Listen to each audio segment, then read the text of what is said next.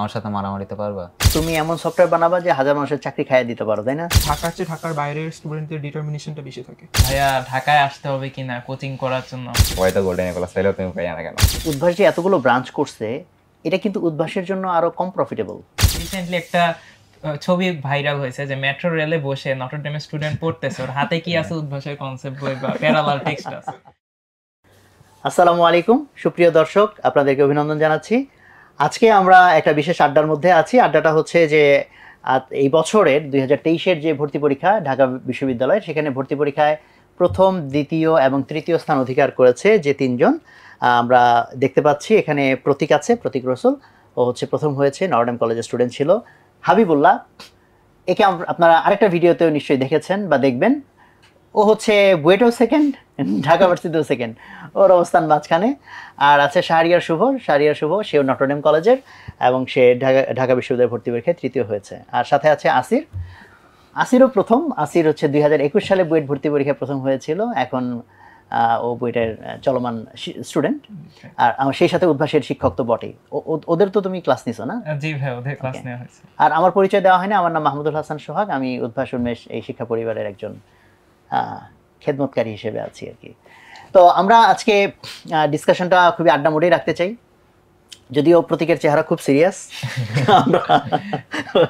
প্রতীক বারবার ভয় পাচ্ছে ভাই, রেকর্ড কি আসলেই হচ্ছে? আচ্ছা, তো আমরা তাহলে প্রতিক্রিয়া দিয়ে শুরু করি, তাই না? জি ভাই। ইন জেনারেল সহজ প্রশ্ন করলে ভালো হয় নাকি না জটিল প্রশ্ন? না না, সহজ। একটা সহজ প্রশ্নের নাম বলো, কি কোন প্রশ্নটা সহজ? আমার নাম কি? হ্যাঁ, তোমার নাম কি? প্রতীক রসুল। তারপরে একটা সহজ প্রশ্ন বলো। আমি এখন কোন ক্লাসে পড়ি? তুমি কোন ক্লাসে পড়ো? মনে হয় 13। 13 নামে কি কোনো ক্লাস আছে? মনে হয় বললাম সেই কারণে। আচ্ছা, ওকে, তাহলে তো সহজ প্রশ্ন হয় নাই। মানে সহজ প্রশ্ন মানে তুমি কনফিডেন্টলি বলতে পারার কথা, প্রশ্নটা জটিল হয়ে গেছে। এরপর একটা সহজ প্রশ্ন বলো। আজকে সকালে কি দিয়ে ভাত খাইছো? আচ্ছা, ঠিক আছে, আমরা একটু মজা করলাম। বাট এখানে ইন্টারেস্টিং জিনিস, তিনজনই একই কলেজ, নটরডেম কলেজের স্টুডেন্ট, তাই না? সেদিক থেকে তোমাদের মধ্যে কি বিশেষ কোনো ইয়ে তৈরি হচ্ছে, মানে অনুভূতি বা এরকম কিছু নটরডেমিয়ান হিসেবে, নাকি না it doesn't make any difference? হ্যাঁ, আমার ব্যক্তিগতভাবে ভালো অনুভূতি হচ্ছে যে আমার সহপাঠীরাই। খারাপ অনুভূতি হওয়া উচিত না? সবগুলো তোমরাই নিয়ে নিলা, বাকি কাউরে কিছু দিলা না? কে কোন গ্রুপে ছিল? প্রতীক তো গ্রুপ 15। আচ্ছা, তুমি তো ইংলিশ ভার্সনে তাইলে। আচ্ছা, আমি গ্রুপ 1 এ ছিলাম। আমি গ্রুপ 3 তে ছিলাম। আচ্ছা আচ্ছা, তোমাদের যে ইংলিশ ভার্সনে তুমি তো ছিলা, তাহলে ঢাকা তিনজনই বিজোড়, তাই না? 1 3 15। আচ্ছা আচ্ছা, আমাদের নটরডেমে হচ্ছে গ্রুপ 15 আর 16, যে দুটো গ্রুপ ইংলিশ ভার্সন। তো যেটা হয় যে ডিউতে তো তোমাদের হচ্ছে শুরুতে হচ্ছে বাংলা কোয়েশ্চেনটা থাকে, দেন সাথে হচ্ছে ইংলিশ কোয়েশ্চেনটা থাকে। তো আমি ইংলিশ ভার্সনে অনেক স্টুডেন্টকে হচ্ছে বলতে শুনি যে ভাই, ওই শুরুতে বাংলা থাকে আর পেছন থেকে ইংলিশ শুরু হয়, তো আমাদের জন্য একটু কেমন কেমন লাগে। অন্য কোয়েশ্চেনে তো দেখা যায় শুরুতেই হয়তো ইংলিশটা দেওয়া থাকে, বা উদ্ভাসে যখন পরীক্ষা দিই ইংলিশটা দেওয়া থাকে। তো এইটার কি তোমার কাছে কোনো সমস্যা মনে হয়েছে কিনা? না, আমার কাছে পার্সোনালি সমস্যা মনে হয় নাই। আচ্ছা, বাট অনেকের কাছে মনে হতে পারে, এটা ঠিক। আচ্ছা, অনেক সময় কিন্তু ইংলিশ ভার্সনের স্টুডেন্টরা লাকি ডিউ পরীক্ষা দেওয়ার ক্ষেত্রে, ইন সেন্স যে অনেক সময় দেখা যায় যে ডিউ পরীক্ষা বাংলা কোশ্চেনটা ডাটা মিসিং থাকে, ভুল থাকে, কোথায় ঠিক থাকে ইংলিশে ঠিক থাকে। কারণ দেখা যায় অনেক কোশ্চেন আবার এরকম হয় যে ইংলিশ থেকে হয়তো বঙ্গানুবাদ করা হয়েছে, মিনিংটা ডিস্টর্টেড হয়ে গেছে। তো তখন বাংলা ভার্সনের স্টুডেন্টরা ঝামেলা পড়ে, এটা কি চাইছে আসলে, কারণ ওর মাথায় হচ্ছে কম্পেয়ার করে হচ্ছে বাংলা প্রশ্নের সাথে, তো তখন হচ্ছে মিলাইতে কষ্ট। আর যে ইংলিশ ভাষা তো দেখা মাত্রই চট করে ধরে ফেলে। তো কিছু যেমন সুবিধা আছে, আবার কিছু হচ্ছে অসুবিধাও আছে। তুমি কি এটার মধ্যে বলতে চাচ্ছ যে প্রতীক এই অ্যাডভান্টেজ নিয়ে ফার্স্ট হইছে? আচ্ছা, তাহলে আমি প্রথম প্রশ্ন যেটা সবাই করে সেটা হচ্ছে অনুভূতি কেমন? অনুভূতি তো ভালো, অনুভূতি কি খারাপ হওয়ার কথা? ভালোই হওয়ার কথা না, যদিও সেকেন্ড থার্ড তাদের অনুভূতি একটু খারাপ হইতেও পারে, ফার্স্ট কেন হইতে পারলাম না, তাই না? শুভ, এরকম কি ফিলিং আছে তোমার? তাই না? তুমি কত হইতে চাইছিলা? এত বেশি এক্সপেকটেশন ছিল না। আচ্ছা, বাট হাবিবুল্লাহর তো ছিল, বিকজ তুমি তো অনেক সিরিয়াস, সবাই জানে তুমি অ্যাডভান্স কোচিং করছো, তাই না? তোমার কি ফ্রাস্ট্রেশন আসছিল নাকি? ভাই, রেজাল্টের জন্য ফ্রাস্ট্রেশন ছিল না, তবে অ্যাডমিশনের প্রিপারেশন ফেজে ফ্রাস্ট্রেশন অবশ্যই ছিল, কারণ এক্সপেকটেশনের প্রেশারটা আমাকে অনেক বেশি প্যারা দিয়েছে। আর রেজাল্টের কথা বললে ভাই, বুয়েটে আশা করে রেখেছিলাম মোটামুটি ভালোই, তবে ঢাকা বিশ্ববিদ্যালয়ের জন্য আমার আসলে সাধারণত এটা জানা কথা যে বায়োলজি দেখালে হয়তো বা রিটেনের নাম্বারটা একটু বেশি পাওয়া যায় কিংবা একটু ভালো পরীক্ষা দেওয়া যায়। আমার বায়োলজি একেবারেই প্রিপারেশন ছিল না, আমি ইংলিশ অ্যান্সার করেছিলাম। সো আমি হচ্ছে বেশ টেন্স ছিলাম, কিংবা হচ্ছে মানে আশাই ছিল না যে এত ভালো করব। সো সব মিলিয়ে মানে ডিউ রেজাল্ট আমার কাছে একটা সারপ্রাইজের মতোই ছিল। ও সেটা বরং একটা তোমার surprise এক্সপেকটেশন যে ভালো না। জি। আর প্রতীক তুমি কি এক্সপেক্ট করছিলা? কিছু এক্সপেক্ট করিনি আসলে, আমি পরীক্ষা দিয়ে চলে আসছি শেষ। প্রতীক একটা ইন্টারেস্টিং কেস, মানে যখন result সে দেয়- জগৎ দুনিয়া থেকে বিচ্ছিন্ন, মানে নির্বাণ প্রাপ্ত না। তো রেজাল্ট দিছে মনে হয় দুপুর 3:30টার দিকে, আমি তখন ঘুমাচ্ছি। আচ্ছা। আমাকে ফোন দিয়ে একজন বলছে যে এই অবস্থা, তো মানে বের হয়ে দৌড় দিয়ে গেছে, আমি বুঝি নাই কিছু আসলে। আচ্ছা, বাট তোমার এমনিতে স্কুল কলেজের রেজাল্ট বা কেমন ছিল? সবসময় কি ফার্স্ট টাইপের ছিল নাকি? না ফার্স্ট না, বেটার দেন অ্যাভারেজ বলা যায়, অ্যাভারেজের চেয়ে একটু ভালো আর কি। তাই মানে নরমাল রোল টোল কেমন থাকতো? আমাদের রোল সিস্টেম ছিল না। না। জি। বেটার দেন এভারেজ থেকে তাহলে তোমার এই যে ডিউতে এত ভালো রেজাল্ট, এটা কি তোমার কারণটা কি মনে করো যে তুমি বেটার দেন এভারেজ থেকে তুমি বাংলাদেশের one of the top most prestigious ইউনিভার্সিটির সবচেয়ে প্রেস্টিজিয়াস রেজাল্ট করছো, তো এটা কিভাবে হলো? কিভাবে হলো, একদম ফার্স্ট হওয়া নিয়ে তো বলা যায় না। ধরেন একটু টপের দিকে যেতে গেলে ধরেন মেধা লাগে, পরিশ্রম লাগে, সবই লাগে, এইসব আমার আছে, দিলাম। ধরেন আমি টপ 100 এর মধ্যে আসলাম, ওই পর্যায়ে যে কেমন একটা র্যান্ডম অ্যারেঞ্জমেন্টের মতো একটা ঘটনা হয়। তো এখন একদম ফার্স্ট হয়ে গেলে বলবো আল্লাহর রহমত, ভাগ্য ভালো ছিল, এটাই। মানে এমনি তো একদম ফার্স্ট এটা এনশিওর করা যায় না যে মেধার পরিশ্রম দিয়ে ধরেন আপনি টপের যে যেটা বললাম একটা সার্কেলের মধ্যে আসতে ডেফিনেটলি বটে, তা তো বটে, সব তো কিছু নির্দিষ্ট পজিশনটা আলটিমেটলি যে ভাগ্য বলেন, আল্লাহর রহমত বলেন, যেটাই বলেন ওইটা। ডেফিনেটলি। বাট তোমার অ্যাডমিশনের যে সময় যে টেস্টগুলোতে, ওগুলোতে তোমার পজিশন কেমন ছিল? ওগুলাতে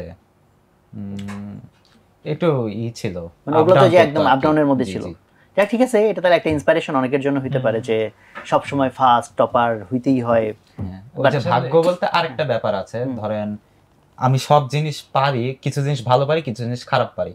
তো ভাগ্যক্রমে যেটা ভালো পারি চলে আসছে একটা পরীক্ষায়, ওইটাতে র্যাঙ্ক বেশি ছিল। ধরেন একটাই খারাপ পারি, আরেকজন ওইটা ভালো পারে, ও বেশি হয়ে গেছে, এরকম ঘটনা ঘটে। লট অফ ফ্যাক্টরস আর দেয়ার, যেমন জাস্ট পরীক্ষার দিনে তুমি একটু অসুস্থ হয়ে গেছো, বা যা রাস্তায় গিয়ে জ্যাম হয়েছে, ওই টেনশন যেটা হয়েছে, ওই টেনশন নিউট্রালাইজ করতে করতে পরীক্ষা 20 মিনিট চলে গেছে। Lot of factors. এখানে আরেকটা জিনিসও আছে যে ওর কথা শুনে যেটা মনে হলো, ওর উপর প্রেসারটা আমার কাছে মনে হয় কম ছিল, বা এক্সপেকটেশনের প্রেসারটা, বা ও নিজেও যে এইভাবে হয়তো চিন্তা ভাবনা করে, এটা ওর জন্য পরীক্ষার হলে প্রেসার হ্যান্ডেল করাটাকে অনেক বেশি ইজি করে দিছে আমার কাছে মনে হয়। ও যেইভাবে হচ্ছে চিন্তা ওটা ভাবনা ড্যাম করে। কেয়ার টাইপ না, চুলের স্টাইল থেকে বোঝা যাচ্ছে কিন্তু।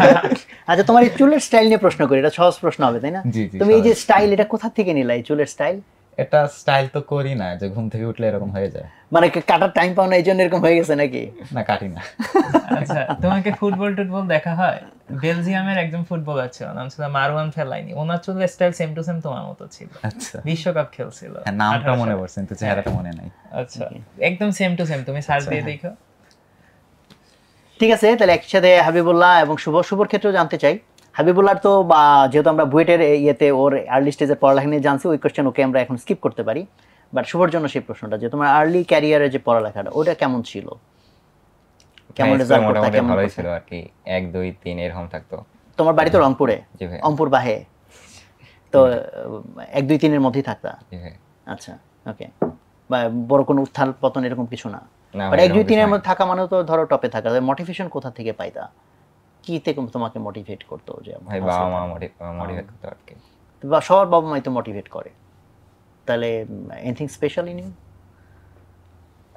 তেমন কিছু দেখি না, তবে বাবা মা স্ট্রাগল করতো আর কি। আচ্ছা, বাট সেটাকে তুমি ভ্যালু করতা? অনেকে হয়তো জি। হ্যাঁ বাবা মা স্ট্রাগল করতেছে, আমি ভ্যালু করতেছি না, আমি আমার মতো চললাম, তাই না? ওকে।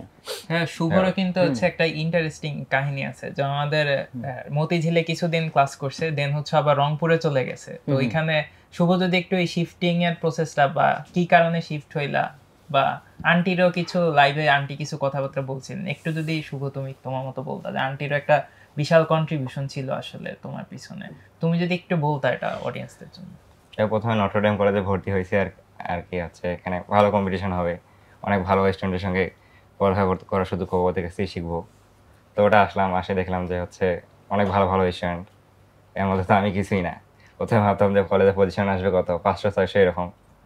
তো প্রথমে ফার্স্ট ইয়ারই পরীক্ষা দিলাম, মানে ওখানে পজিশন আসলে মনে হয় 100। তো ওটা দেখে নিজে অবাক হয়ে গেছি, ভাই এত তো এক্সপেকটেশন করি নাই। তারপরে একটু মানে পড়াশোনায় একটু সিরিয়াস হইলাম, তখন দেখা গেল পজিশন আরো পিছাইলো। তখন হইলো সিরিয়াস হওয়ার পর হইলো পজিশন হয় 122।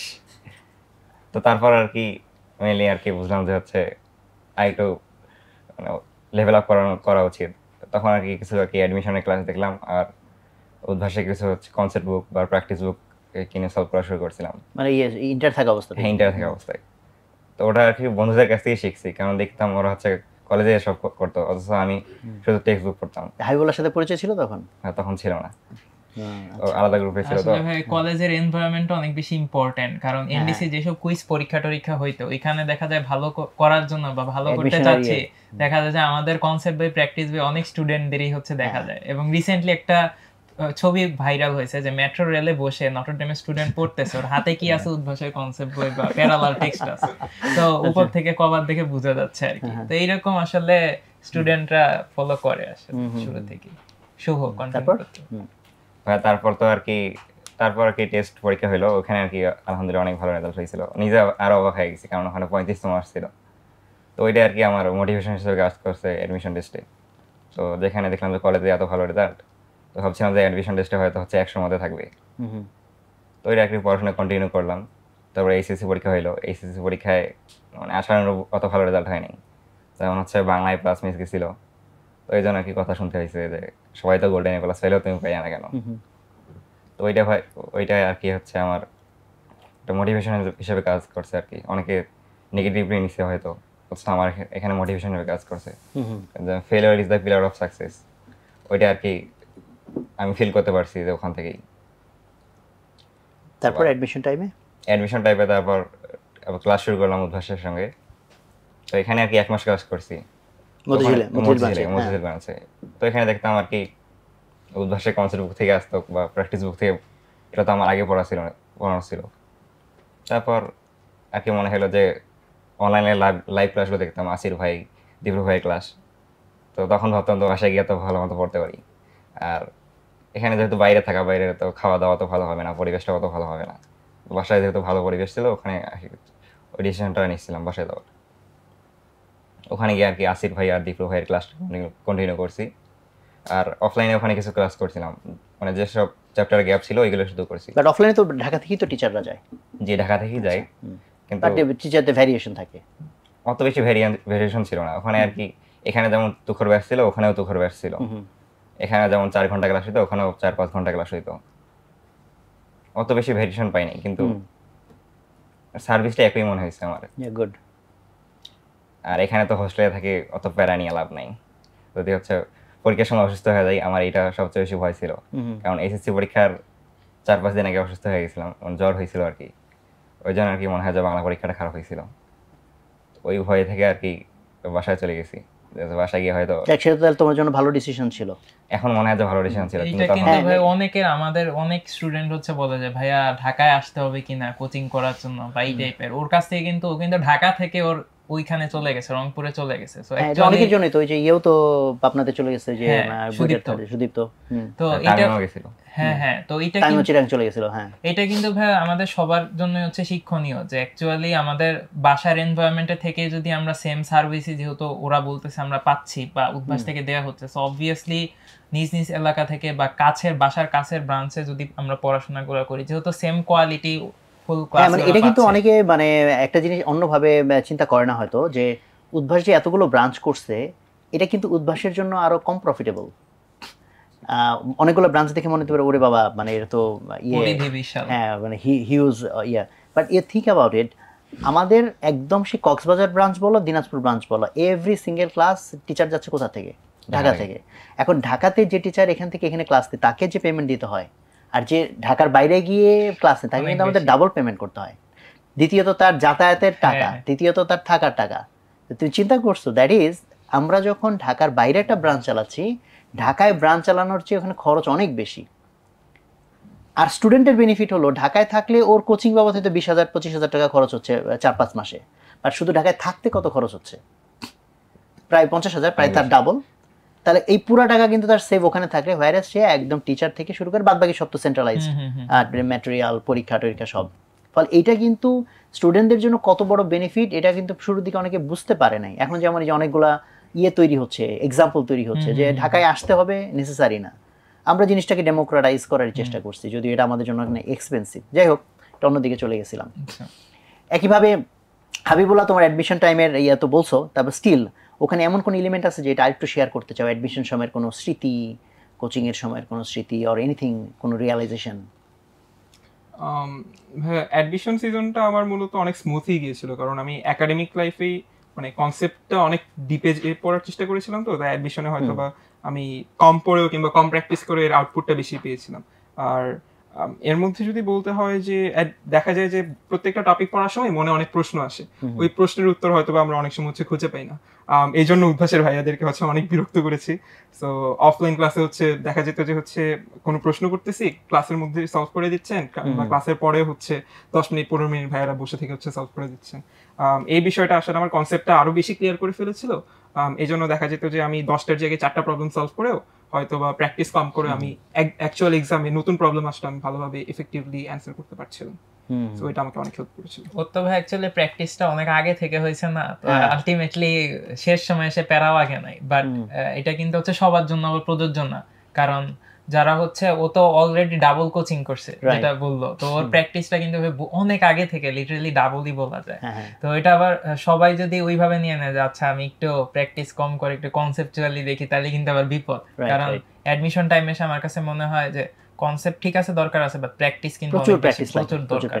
বাট সেই প্র্যাকটিস তো অলরেডি করা হয়ে গেছে প্র্যাকটিস। যাক মাশাআল্লাহ।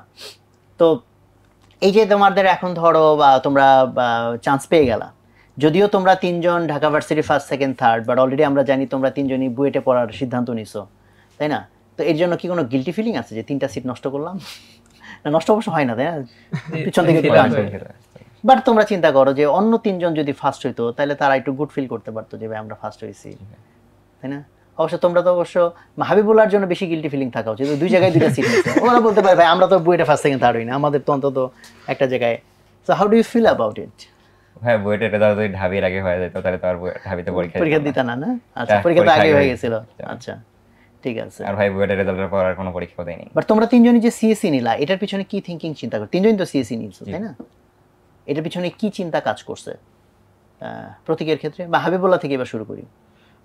ভাই আমার চিন্তাধারা এরকম ছিল যে আমি ম্যাথে কম্পারেটিভলি ভালো, সো আমি ভাবতেছিলাম যে আমি যদি ম্যাথ অলিম্পিয়াড একটা শখ ছিল একাডেমিকে করার, কিন্তু আমি স্কুলের একাডেমিকে ফোকাস করার কারণে অলিম্পিয়াডে হয়তো অত টাইম দিতে পারিনি।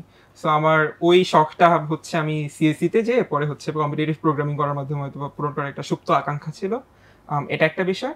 আর আরেকটা বিষয় আমার কাছে মনে হয়েছে যে আমি যদি কম্পিউটার সায়েন্সে পড়ি তাহলে হয়তো বা কম্পিউটার সায়েন্সটা সামনে আর হয়তো গ্রো করার অপরচুনিটিস আছে, কিংবা যেমন ধরেন আমরা যদি এআই এর কথা বলি কিংবা যে কোনো কিছুই বলি, এআই হয়তো বা ডেভেলপারদের জবস হয়তো বা টেক ওভার করতে পারে, বাট এআই চালানোর জন্য তো একটা মেশিন লার্নিং এক্সপার্ট লাগবে। সো আমার চিন্তাধারা ছিল যে কম্পিউটার সায়েন্স পড়ে যে ওই সেক্টরটাতে যাই, যেন আমি একদম ফ্রন্ট লাইনে থেকে ইনোভেশনে কাজ করতে পারি। আমার মেইন চিন্তাধারাটা ছিল এটাই। তার মানে ওরকম জায়গায় বসে তুমি এমন সফটওয়্যার বানাবা যে হাজার মানুষের চাকরি খাইয়ে দিতে পারো, তাই না? জিনিসটা তো তাই দাঁড়াইতেছে। আচ্ছা, যাই হোক, that's a part of reality, তাই না? পৃথিবী বারবার রিস্ট্রাকচারিং হচ্ছে। ভাই আমি এটাকে এভাবে দেখি না, আমার মনে হয় যে চাকরি করার মধ্যে কোনো গৌরব নাই। কারণ আমার চাকরি করতে যদি কারো ভালো না লাগে, কোনো কাজ করতে তার ভালো না লাগে, তাকে সেখান থেকে মুক্তি দেওয়াটাই ভালো। সো আমার মতে যদি রোবট অথবা এআই দিয়ে আমাদের যে মোনোটোনাস ওয়ার্কগুলোকে অটোমেটাইজ করা যায়, অটোমেটিক্যালি এগুলো হইতে থাকে, আর যে ইউনিভার্সাল বেসিক ইনকাম কিংবা ওরকম কোনো কনসেপ্ট আনা যায়, তখন হয়তো বা আমাদের টোটাল হ্যাপিনেসের মাত্রাটা একটু বাড়বে। আমার তো মনে হয় আরো ডিপ্রেশনের মাত্রা বাড়বে। ওয়েল, এটা নিয়ে একটা ডিবেট হইতে পারে, তো ভালো একটা ভালো টপিক বের হয়ে আসছে। যেমন ধরো কাউকে ওএসডি করে রাখা হয়েছে, জানো যে চাকরিতে ওএসডি করো। ওএসডি মানে হইতেছে তুমি বেতন পাবা কিন্তু তোমার কোনো কাজ নাই। এটা কি তখন মানুষ ভালো হিসেবে দেখে না খারাপ হিসেবে দেখে? একদিক থেকে খারাপ হিসেবে দেখে যে তার কোনো কাজ নাই, কোনো ক্ষমতা নাই, you can't do anything. But এটা তোমরা চিন্তা করে দেখছো কিনা আসলে যে তোমাকে আমি জাস্ট তোমার যে টাকা দরকার দিয়ে যাব, বাট তোমার কিছুই করা লাগবে না, তোমার কোনো স্ট্রাগল নাই, পরিশ্রম নেই, কিছু নাই। তাতে কি মানুষ হ্যাপিয়ার হবে না ফ্রাস্ট্রেটেড হবে? তোমার ধারণা হ্যাপিয়ার হবে, তোমাদের কি ধারণা? ভাই ফ্রাস্ট্রেটেড হওয়া উচিত। তো প্রতীকের কি মনে হয়? ভাই সিস্টেমটা যদি ওয়াইড স্প্রেড করা হয় তাহলে আমরা ধরে নিলাম সোসাইটিতে নর্মালাইজ হয়ে গেছে, তখন অন্য মানুষ তাহলে সেটাকে নর্মালি দেখবে। এখন আমি ইন্ডিভিজুয়ালি কিভাবে দেখবো এটা আবার এক একজন এক এক রকম দেখবে। কিছু মানুষ ফ্রাস্ট্রেটেডই ফিল করতে পারে যে এনগেজমেন্টের যে অভাব, এটার কারণে। আপনি যে বললেন খালি টাকা পাবো, আমি কি সারাদিন বাসায় আছি নাকি অন্য কাজ করছি, ডাবল ইনকাম করছি, নাকি এইখানে টাকা নিয়ে ওইখানে ওর hobby-র কনসেপ্ট পিছনে হচ্ছে যে সময় মানে টাকাই দিচ্ছি। কামাইতে হচ্ছে না, রোবটরা সব কাজ হ্যাঁ, করে হ্যাঁ। দিচ্ছে, টাকা তো জেনারেট হয়ে যাচ্ছে, এই যে যার যা বিভিন্ন দরকার দিয়ে দেওয়া case হচ্ছে। হতে পারে, এগুলোর উপর আসলে নির্ভর করে। আমার মনে হয় ধরেন আমি টাকা পাচ্ছি কিন্তু এদিকে আমার হবির পিছনে কোনো একটা সময় দিচ্ছি, মনে হয় এইটা বেটার কেস সিনারিও হতে পারে, বেস্ট কেস বলবো না, তুলনামূলক বেটার হতে পারে। যদি হয় যে আমি বসে আছি আর টাকা পাচ্ছি, আমার মনে হয় মেন্টাল হেলথের জন্য খুবই খারাপ হবে বিষয়টা, ফিজিক্যাল হেলথের জন্য অবশ্যই। আর যদি ধরেন আমি এখানে টাকা পাচ্ছি, ওইখানে আবার অন্য কাজ করেও মানে ইনকাম করছি, এটা একটা অদ্ভুত সিচুয়েশন আসলে। আমি যে ওইখানে ইনকাম করছি, আমার পিছনে কোনোভাবে টাকা আসছে, এটা একটা অদ্ভুত সিচুয়েশন। মানে আমি জানি না কিরকম অনুভব এই করা শুভর উচিত। কেন মনে হলো যে ফ্রাস্ট্রেটেড ফিল করবে? ভাই ও তো কোনো মানে কাজ করতেছে না, অলস থাকলে ভাই ফ্রাস্ট্রেশন মানে সম্ভাবনা বেশি।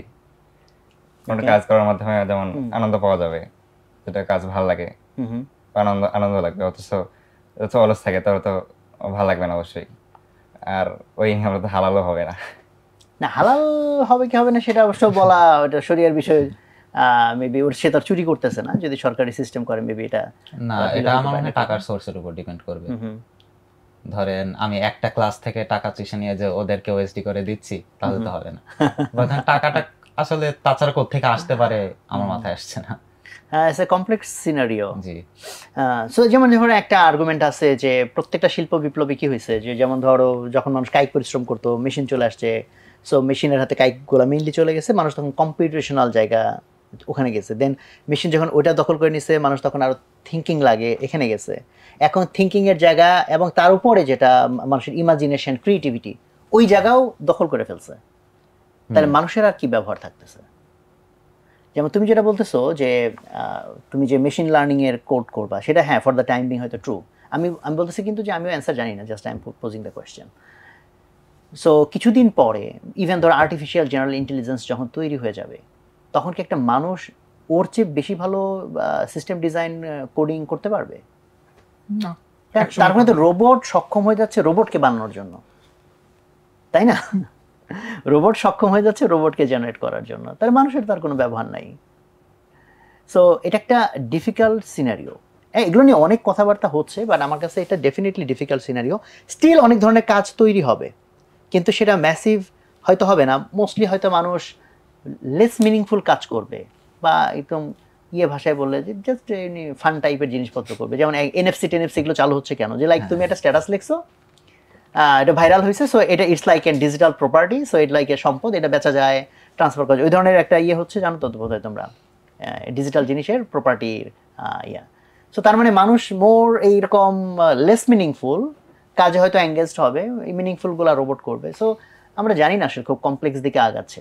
তো এই আলোচনাটা আসছে ভালো হয়েছে, যে সেই দিক থেকে তোমাদের চিন্তা করার সুযোগ, যে আসলে ভবিষ্যৎ নিয়ে, বিশেষ করে এআই নিয়ে রিসেন্ট টাইমে অনেক বড় বড় ব্যক্তিরা অনেক নেগেটিভ কথা বলা শুরু করছে। যেমন ওই গুগলের একজন ছিল না, যে গডফাদার অফ এআই বলে, উনি স্টেপ ডাউন করছে। তারপর যে মো গুডওয়ান একজন, ওনার নামের উচ্চারণটা যেন কিরকম, উনিও গুগল এক্সের চিফ বিজনেস অফিসার ছিল, উনি তো স্টেপ ডাউন করছে উনি, মানে এখন ওনার একটা দায়িত্ব বানায় নিচ্ছে যে এআই এর বিরুদ্ধে সংগ্রাম করা। বলছে যে এই রেস যে জায়গাটায় যাচ্ছে, মানুষ আর এটাকে কন্ট্রোল করতে পারবে না, এটা অলরেডি বিয়ন্ড কন্ট্রোল। সো এটার কারণ যে কোনো একটা পাওয়ারফুল জিনিস, যেটাতে যেমন তুমি অনেক ভালো কিছু করতে পারবা, ওটা ওইরকম ইকুয়ালি মন্দ কিছু করা যাবে। আর যখন এটার কোনো সেন্ট্রাল কমান্ড কিছু নেই, প্রত্যেকটা কোম্পানি যার সাথে কম্পিটিশন করে এই রেসে জেতার জন্য, সে হয়তো মোরালিটিয়ান কিছুই হয়তো চিন্তা করবে না।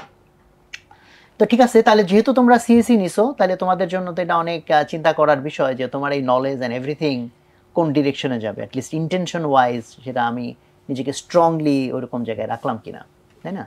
আচ্ছা, আমি আরেকটা আগের প্রশ্নে একটু যেতে চাইতেছিলাম, আমার মাথার ভিতর প্রশ্নটা ঘুরতেছিল। তুমি তো স্কুল পর্যায়ে পড়ছো হচ্ছে রংপুরে, হাবিবুল্লাহ পড়ছো হচ্ছে আদমজি ক্যান্টনমেন্ট, দ্যাট ইজ ঢাকাতে, আর প্রতীক পড়ছো কোথায়? কুষ্টিয়াতে। তো তোমাদের অবজারভেশন কি বলে, যারা ঢাকার বাইরের স্টুডেন্ট, মানে ইন্টারে নর্ডেমে পড়তেছে, ওদেরকে কিন্তু ঢাকার স্টুডেন্ট বলা ঠিক হবে না হয়তো, মানে যারা স্কুল পর্যায়ে যেখানে পড়ছে।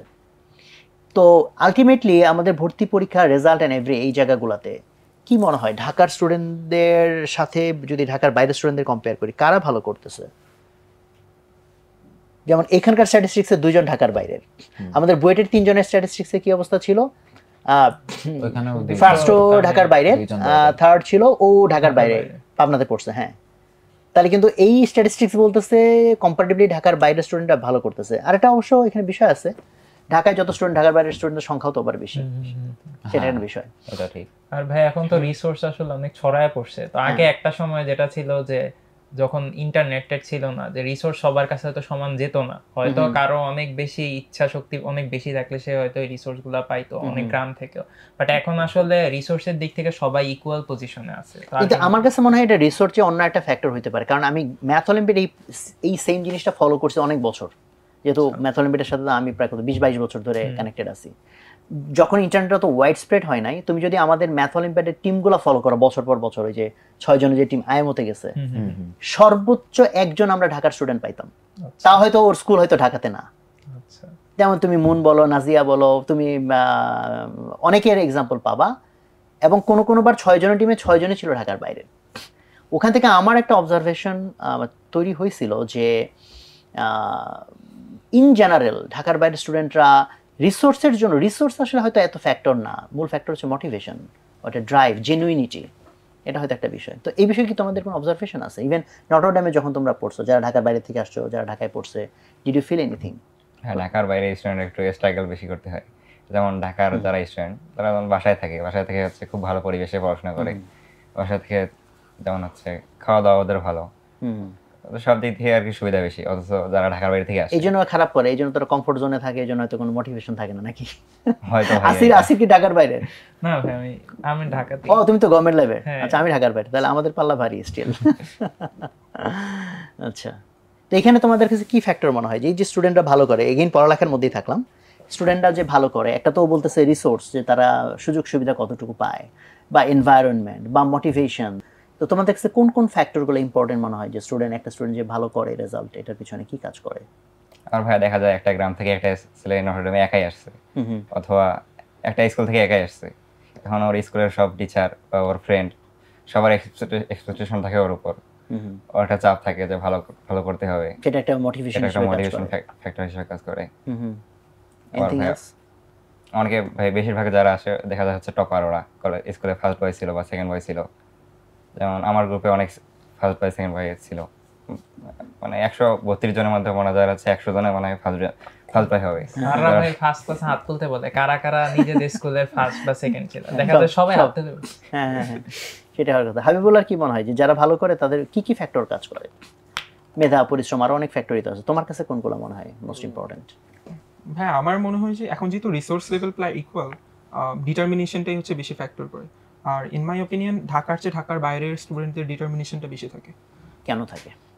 কারণ আমি বলবো যে ঢাকার ভেতরে যারা থাকে দেখা যায় যে মানে তাদের বাবা মারাই হয়তো সবকিছু তাদেরকে রেডিমেড প্রোভাইড করতেছেন, কিংবা ঢাকার বাইরে হয়তো বা এটা সবসময় পসিবল হয় না সঙ্গত কারণে। এই কারণে আমি বলবো যে মানে ঢাকার মানুষেরা রেডিমেড সবকিছু পেয়ে যাচ্ছে, তো তাদের ওই ডিটারমিনেশন মানে দেখানোর যে হ্যাবিটটা ওটা বিল্ড আপ হয় না।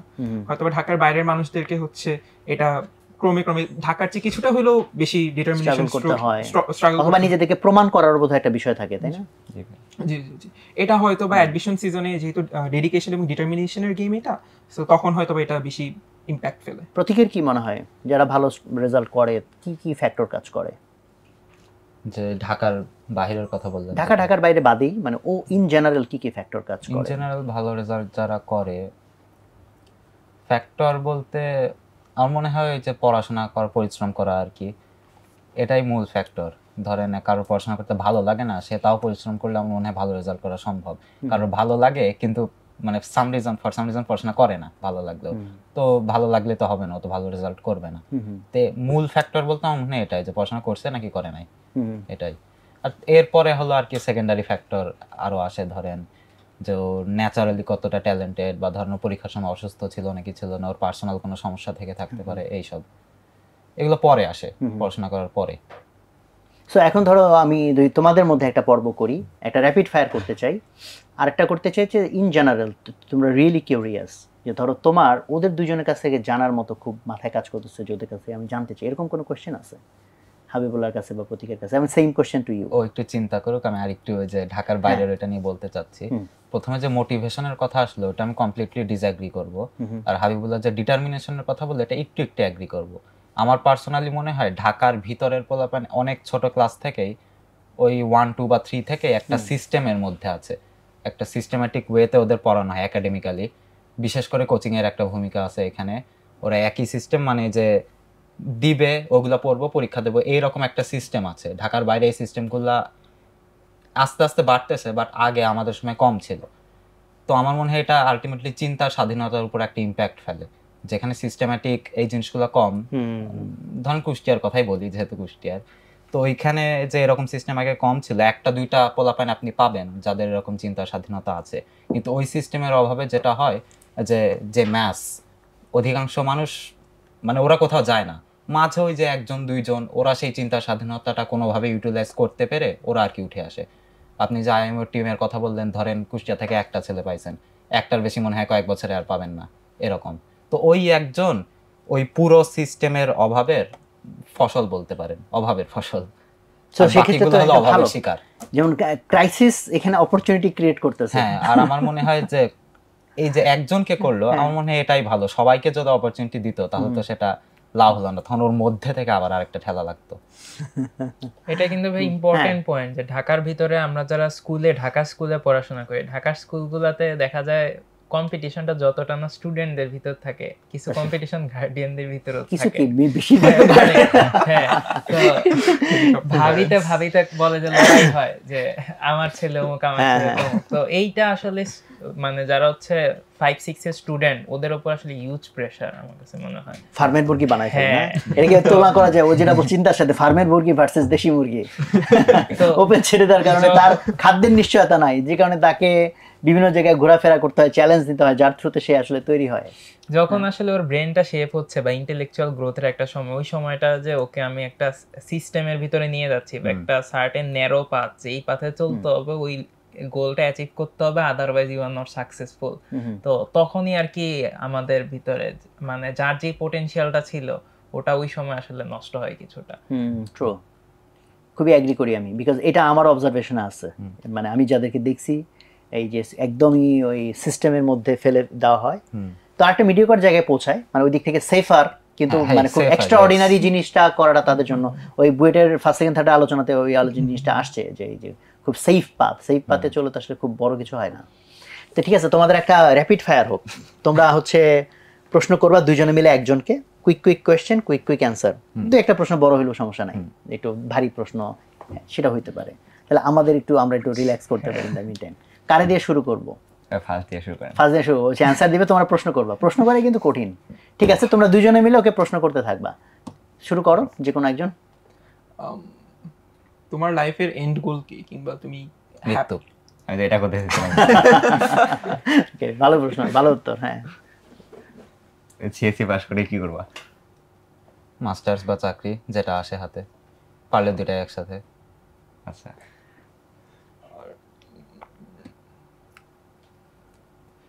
টাইম শেষ। প্রশ্ন খুঁজে পাচ্ছি না। প্রশ্ন করা আসলে কঠিন কাজ। র্যাপিড হচ্ছে না, র্যাপিড হচ্ছে না, র্যাপিড দুইজনে মিলে করতে আমি হবে। জানি প্রশ্ন আমিও পাবো না, আমার সময় আসে। ভার্সিটিতে টিউশনই করাবা? না। শুধু পড়াশোনা? হ্যাঁ। ফেভারিট সাবজেক্ট কি? নাই। গুড, ও একদম পারফেক্ট র্যাপিডের মতো অ্যানসার দিচ্ছে। গুড। এক্সট্রা কারিকুলারস এর মধ্যে কোনটা সবচেয়ে পছন্দের? এক্সট্রা কারিকুলার বলতে কি কোনো অ্যাওয়ার্ড পাবো এরকম পারফরম্যান্সের লেভেলে? না, হবে। পছন্দের এমনি পছন্দ খেলাধুলা। কোন খেলা? Cricket, football. শুভ, কি প্রশ্ন করবা? শেষ? আসতেছে না মাথায়। শেষ। ঠিক আছে, আমরা এরপর বিজয় ঘোষণা করবো যে কে বিজয়ী হয়েছে। হ্যাঁ, মানিব্যাগ তো সাথে নাই, পুরস্কার কি দিব? আচ্ছা, তারপরে এবার শুরু হবে হাবিবুল্লাহকে নিয়ে, তোমরা দুজনে মিলে করো র্যাপিড। 22 ব্যাচের সাথে পরীক্ষা দিলা, মানে 5 ব্যাচের সঙ্গে তুমি যে অ্যাডমিশন টেস্টটা দিলা, তা আমরা তো ওই সময় কলেজের প্যারা নিয়ে খুব প্যারা খাইছি। মনে করো তখন টেস্ট ছিল, হচ্ছে টেস্টের পড়া বা কুইজের পড়া, ওই প্যারাগুলো সামলায় তুমি কিভাবে প্রস্তুতি নিলা 22-এর সঙ্গে? আমার স্ট্র্যাটেজি ছিল ইঞ্জিনিয়ারিং রিলেটেড। আমি একদম ফার্স্ট ইয়ার থেকে ইঞ্জিনিয়ারিং এর জন্যই পড়েছি। আমি বাংলা, ইংরেজি, বায়োলজি এগুলো একদম মানে স্কিপ করে দিয়েছিলাম। সো তখন আসলে আমি মানে কলেজ হচ্ছে আমার দ্বিতীয় প্রায়োরিটি ছিল, প্রথম প্রায়োরিটি ছিল ইঞ্জিনিয়ারিং। সো এই কারণে আমার সেন্টার টু থিং বা ফাইনাল এক্সাম আমার রেজাল্টটা তুলনামূলক খারাপ হয়েছিল। তবে যেহেতু আমার মানে মেইন লক্ষ্য ছিল ইঞ্জিনিয়ারিং, সো আমি ইঞ্জিনিয়ারিং ফোকাস রেখে ওইটা হচ্ছে ওই দিকে টাইমটা ডিভোট করেছিলাম। সেই হিসেবে কিন্তু সাহসী সিদ্ধান্ত। যাই হোক, হ্যাঁ করো প্রশ্ন। প্রতীক, আমার সাথে মারামারিতে পারবা? না। কেমনে বুঝলা তুমি মানামাইতে পারবা না? করিনি কখনো। তোমার কি কনফিডেন্স তুমি জিতবা? হ্যাঁ হ্যাঁ, ওর চেহারাটা দেখে মনে হচ্ছে কিন্তু না। কিন্তু ভাই ওর হাত বলতেছে না কিন্তু। হাত বলা লাগবে না। আরে তাহলে এটা তো সুন্দর হইতে পারে, তাহলে চলো আমরা এটা পাঞ্জা খেলি, ইট উইল বি মেমোরেবল। হ্যাঁ, এটা মেমোরেবল হবে। ঠিক আছে, আমরা পাঞ্জা কি এখনই খেলবো? র্যাপিডটা শেষ হোক, তারপর দিকে আমরা পাঞ্জা। হ্যাঁ বলো। লাইফের গোল কি তোমার? সব ভালো ইম্প্যাক্ট করা, সবচেয়ে বেশি সংখ্যক মানুষকে ভালোভাবে ইম্প্যাক্ট করা। হ্যাঁ বলতে থাকো। ও কেন ভালোভাবে ইম্প্যাক্ট করবে, লাভ কি? আমি ইউটিলিটেরিয়ান ফিলসফিতে বিশ্বাসী, so I want to maximise the amount of good in the world. এটাই আমার ধর্ম। মানে এক জায়গায় মানে একটা হাইপোথিসিস যেহেতু তোমার শেষ করতে হবে, এটা হচ্ছে আমার ইনিশিয়াল বেসিক বা স্ট্যান্ডিং, মানে এর কোনো কেনর উত্তর আমার কাছে জানা নেই। ইউটিলিটিয়ান থিওরির কিন্তু বিপদ আছে। আচ্ছা তোমরা র্যাপিড শেষ করো, তারপর ইউটিলিটিয়ান থিওরি নিয়ে একটু কথা বলবো না। কলেজ লাইফে ডাইভার্টেড হয়ে গেছিলে নাকি? হ্যাঁ, তুমি যেটা বললে, আমি অ্যাডভান্স ব্যাচের অ্যাডমিশন দেওয়ার কারণে আমার অনেক এক্সপেকটেশনের প্রেশার তৈরি হয়েছিল। সো মাঝখানে আমি একটু কিছুটা ডিপ্রেস কিংবা হচ্ছে একটু প্রেশারে ছিলাম। সো তখন কিছুটা ডাইভার্টিক ছিলাম। পড়াশোনার বাইরে আর কিছু করছো কি কলেজে?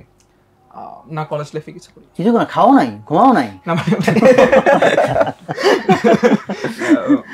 না, মানে এক্সট্রা কারিকুলারসের মধ্যে আমি ক্লাস 10 পর্যন্ত ম্যাথ অলিম্পিয়াড করতাম, তবে কলেজে এসে অলিম্পিয়াডও ছেড়ে দিয়েছিলাম। মানুষ ক্রিয়াপদের ব্যবহার চেঞ্জ করে ফেলছে। ভাই আপনি কি করেন? এটা ভাই আমি খাই, আমি ঘুমাই, বলছে এগুলো না ভাই কি করেন, মানে কেমনে টাকা কামান?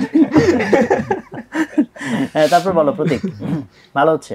কোন জিনিসটা খারাপ লাগে, খুবই খারাপ, সবচেয়ে খারাপ লাগে? মানুষ যখন নিজেকে বাদ দিয়ে আরেকজনের বিষয়ে চিন্তা করে কিংবা আরেকজনের ব্যাপারে নাক গলায়।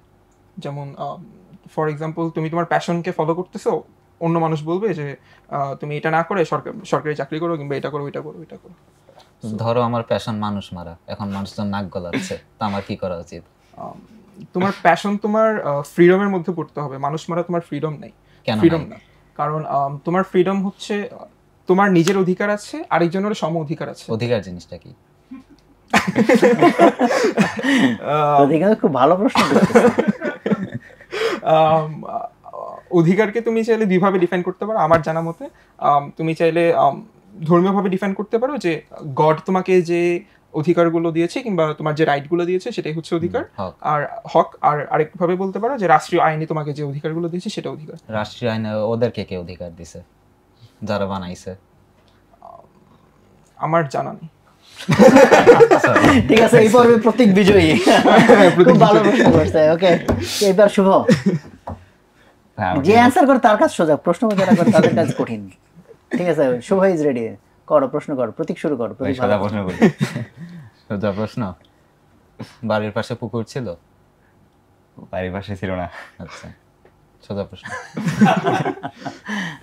ফেভারিট সাবজেক্ট কি? ফিজিক্স। কেন? কলেজ লাইফে উঠে আর কি বুঝতে যে ফিজিক্সটা কত মানে ইন্টারেস্টিং। স্কুলে বুঝি নাই, তো স্কুলে ম্যাথ ছিল, কলেজে উঠে ফিজিক্স। ম্যাথ ভার্সেস ফিজিক্স, এই ডিবেটটাকে তুমি কিভাবে দেখো?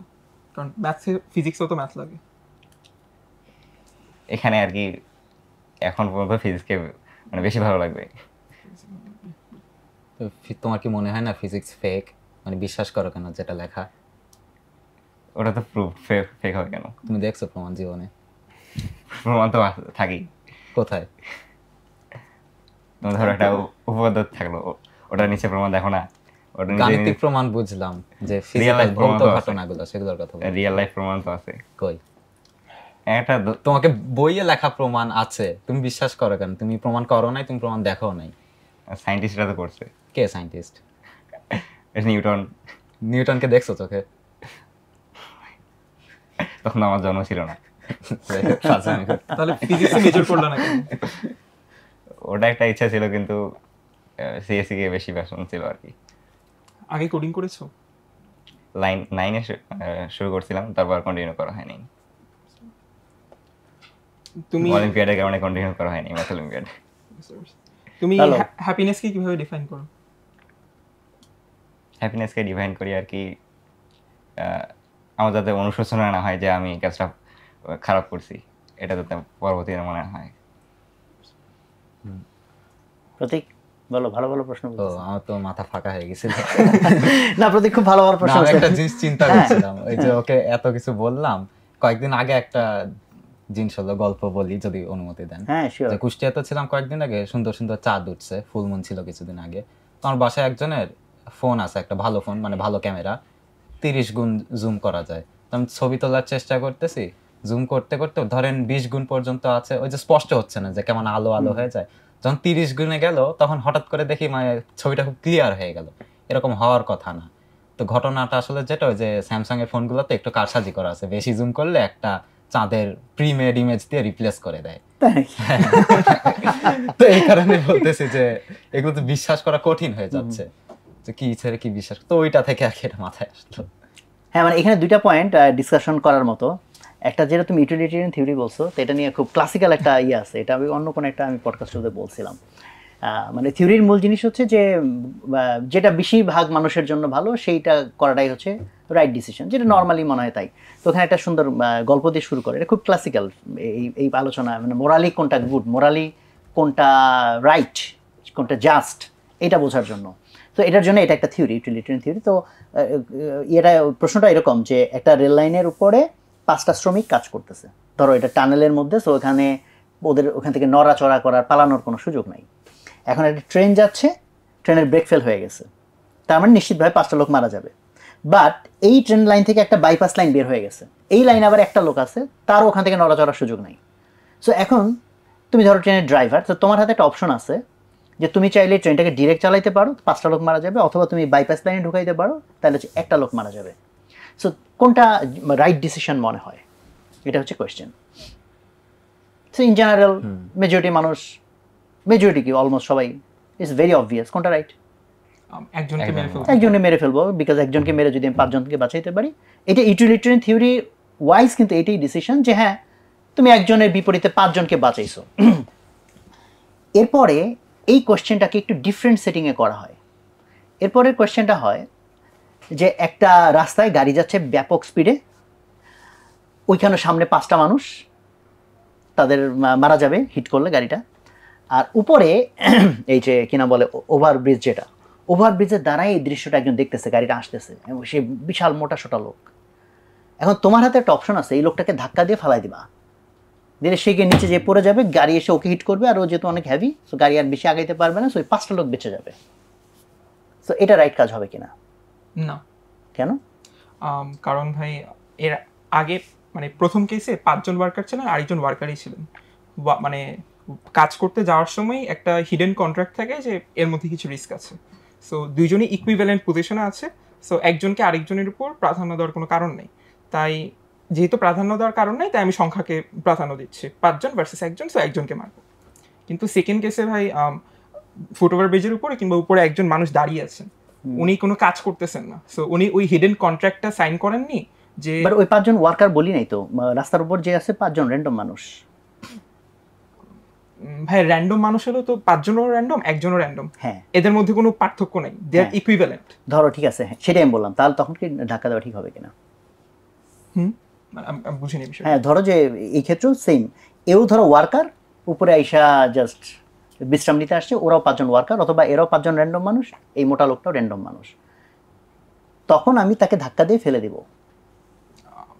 ইন মাই অপিনিয়ন ধাক্কা দিয়ে ফেলে দেওয়াটা উচিত হবে না, কারণ এটা শুধু শর্ট টার্মে না, লং টার্মে ইম্প্যাক্ট করবে। কারণ আমি একজনকে ধাক্কা দিয়ে ফেলে দিচ্ছি, বাট দেখছো, হ্যাঁ প্রতীক, জি দেখছো, খেয়াল করছো বিষয়টা, তুমি আগের থিওরি যেখানে ছিলা, অলরেডি তোমার ভিতরে এটা ইন্টারনাল কোনটা বায়াস ক্রিয়েট হয়েছে, যেখানে আগের থিওরিতে তুমি বলছো যে ঠিক আছে ভাই, একজনকে মেরে 5জনকে বাঁচাইলে যদি ভালো হয়, এখানে তো সেম আর্গুমেন্ট, আমি একজনকে মেরে 5জনকে বাঁচাচ্ছি।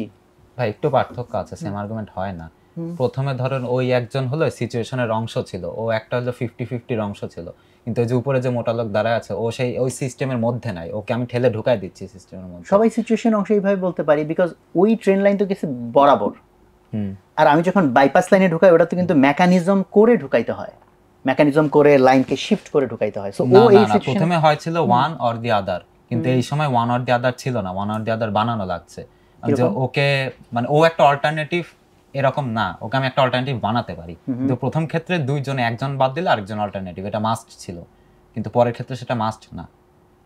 আচ্ছা ওয়েল, তাহলে তো প্রশ্ন অন্যভাবে করি, এইটারই আবার অল্টারনেটিভ ভার্সন আছে। হ্যাঁ, যে একজন গেছে খুব সুস্থ মানুষ, তার সমস্ত অর্গান ঠিক আছে, জাস্ট এটা রেগুলার চেক আপের জন্য। আর 5টা লোক, একজনের কিডনি নাই, একজনের হার্ট ঠিক নাই, একজনের মানে 5টা ডিফারেন্ট অর্গান 5 জনের।